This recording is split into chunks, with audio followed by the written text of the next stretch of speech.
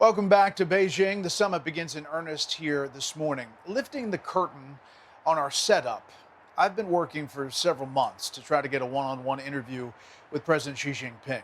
Chinese officials told us yesterday, because of the tight timeline of this summit specifically, the logistics would not work.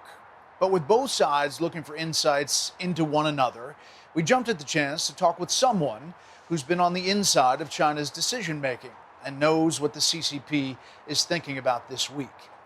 Zhou is a former senior colonel in the People's Liberation Army. He's now a senior fellow at the Center for International Security and Strategy at the Suffolk University. He's also the author of the book, Should the World Fear China? What does success look like for China in this summit? I think the fact that Donald Trump is visiting China is already a success, for the Chinese people. I believe things have changed somewhat because this would be a kind of proof to what the Chinese people have already, start to believe that China is, equal to the United States. And now, of course, it does not mean that, this is a kind of peer competitors, but we can also be on equal footing for, a lot of corporations around the world, right? You see, during Trump's first term, he did not talk much about cooperation between China and U.S. But now, even after his first term, from Biden's term to his second term, you have more and more requests coming from the United States asking China to cooperate here and there. How much do you think that the Iran war has factored into this summit, and how does China view it? This war has not ended, right? What we're seeing right now in the Strait of Hormuz is a very strange, almost ridiculous situation in that the two countries are having kind of a double blockade over the strait, right? So I believe this will be discussed.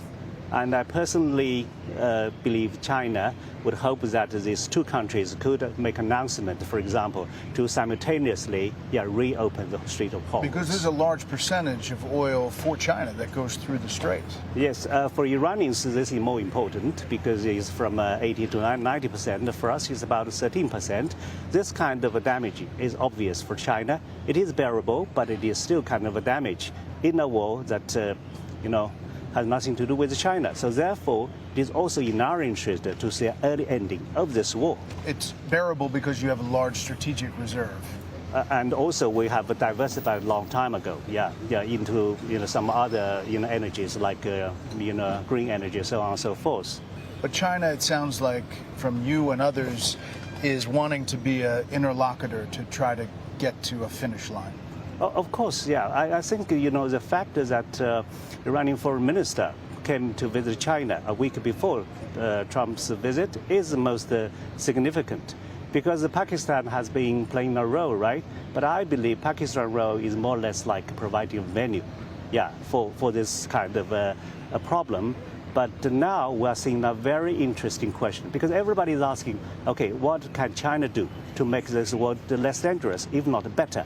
And probably we might see something coming out of this summit because this summit is different in that, the leader of the most strong nation on earth probably will ask Chinese leader for help.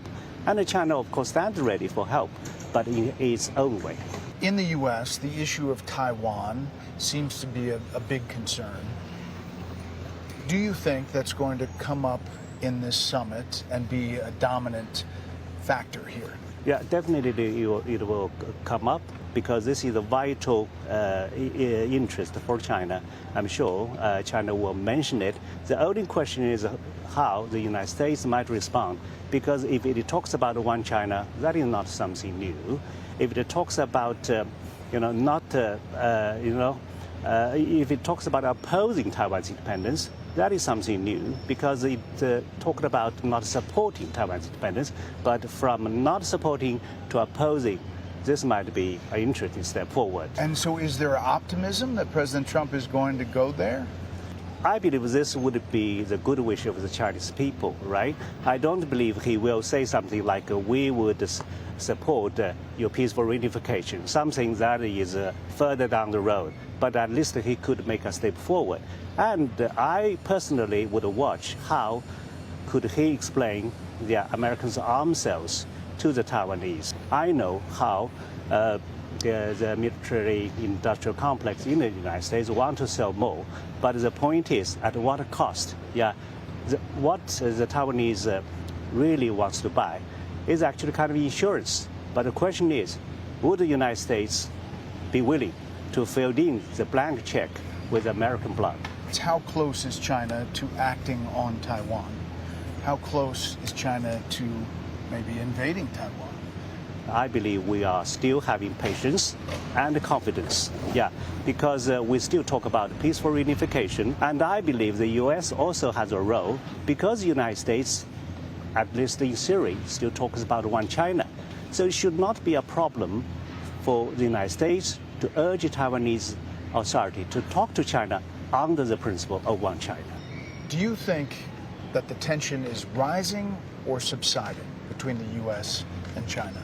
That's a good fundamental question.